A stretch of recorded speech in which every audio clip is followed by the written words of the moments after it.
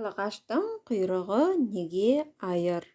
Күндердің бір күні жылан жер жүзіндегі жанды мен жансыздарға мынадай арыз айтады. Мені Тәңірім сендердің бәріңнен кем жаратыпты.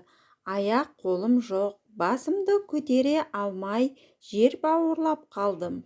Не жеп, не қоярымды да білмеймін. Сендердің бәрің бір бүтін тілдісіңдер. Ал мен айыр тілдімін. Ойлап отырсам, жанды мен жансыздың ішіндегі ең сорлысы мен екенмін. Маған ешқайсыңның жәрдем еткілерің келмейді. Сен қасіретті көп тарттың. Ондайлар әрдайым әділ келеді. Сен барлығымызға патша да бола аласың деп сөзбен болса да жұбатып кетпейсіңдер деп, ол екі көзінен қанды жасын сорғалатып ағыл-тегіл жылайды. Жанды жансыздардың барлығы жыланға аяныш білдіріп, өкпесін орынды көреді. Қарасың деп қақпайтын, қара қылды қақ жарған ақ жүрек ақылшымыз болар депсіп, өздеріне патша етіп сайлайды. Жыл артынан жыл, күн артынан күн өтіп жатады. Күндердің күнінде Жыланекең бүкіл әлемге патша болып, барлық билікті өз қолыма алсам, бұдан да жақсы тұрар едім.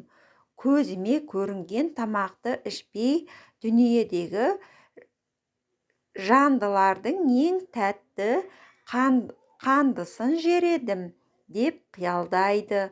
Қан дәмін айыра алатындарды шақырады.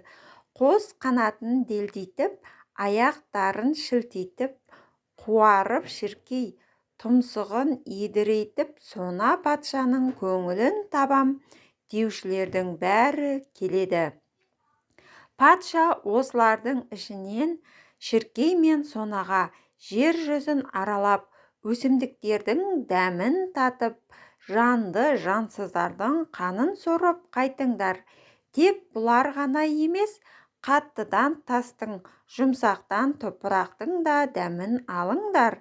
Дүниедегі ең тәтті зат бұдан былай менің тамағым болатындай етіңдер деп уақыт кесіп, бүкіл әлемді шарлатып жібереді.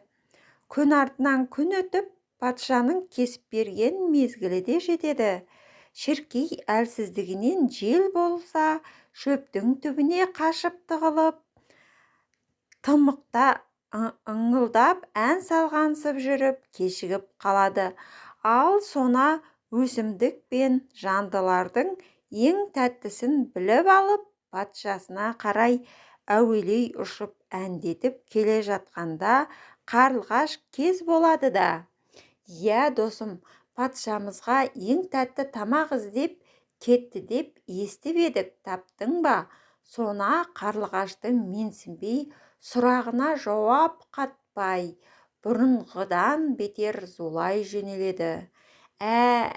Түсіндім. Жолың болып іздегенді тапқан екенсің, досым. Азаматсың өзің. Сенің ептілігіңді еш нәрседен тайынбайтын беттілігіңді білгенмін. Осы қасиетіңді енді барлық қанаттыларға айта жүретін боламыз, деп қарлығаш сонадан сыр тарта мадақтай сөйлейді. Бұл мақтауға сонаның есі шыға мақтанып, патшамыздың тамағына кімді тапқанымды білесің бе? Сона досым, мен не білуші едім, сізден денемнің үлкендігі болмаса, ақылым аз емес пе? Сіз патшамыздың ақылшысысыз. Қане, төрем, айтыңызшы, ардақты патшамыздың тамағына кімді таптыңыз? Сона еліре түсіп, дүниеде патшамызға лайықты ең тәтті тамақ адам қаны екен. Адам сияқты ақылды да айлалы жан, домаланған сілімтік жарымжанға жем болып қалама деп қарлығаш бір амал ойлайды. Менің ақылымның қысқалығы осы емес пе, сона төрем? Адамның қаны тәтті дегеніңізге сенер-сенбесімді білмей келем. Дүниедегі тәтті қанды тауып, дәмін татқанның тіліне алтын мөр түсіп қалады деп шешем көп айтушы еді. Қане, тіліңізді шығарып, мөріңізді көрсетіңізші. Алтын мөрге көз салғанның өзі біз үшін үлкен бір медеу ғой. Бұл мақтауға елерген ессіз сона. Көрсең көре ғой, байғұс, деп тілін ұсынады. Қарлығаш шап беріп сонаның тілін жұлып алғанда, ол сөйлей алмай ыз етіп патшасы жыланға қарай ұша жөнеледі. Қош тілің жұлынды, аузыңа құм құйылды.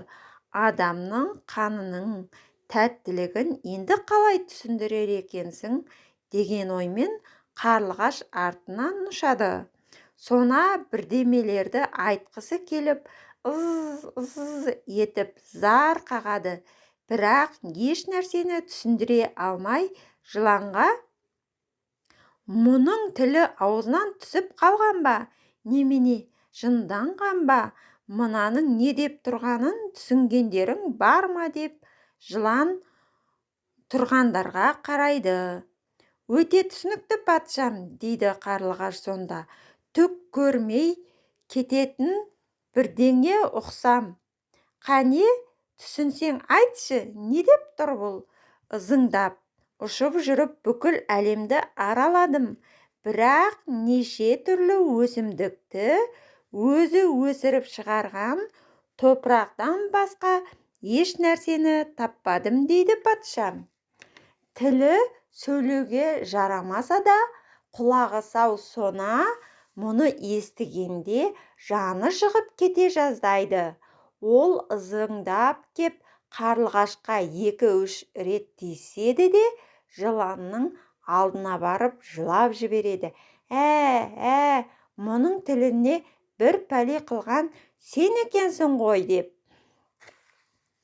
Жылан қарлығашқа атылып кеп кетеді. Қарлығаш ұша жөнеледі. Жылан ұша жөнелген қарлығаштың құйрығын ғана тістеп қалады. Жылан содан былай топырақ жалап, ал сона ызылдап қалады. Адам жыланды көрсе өлтіріп, басын изетін болады. Қарлығаш жыланнан қорқып, адамды дос тұтып, үйдің ішкі төбесіне ұя салады. Бірақ оның құйрығы кем 2 айрық болып қалады.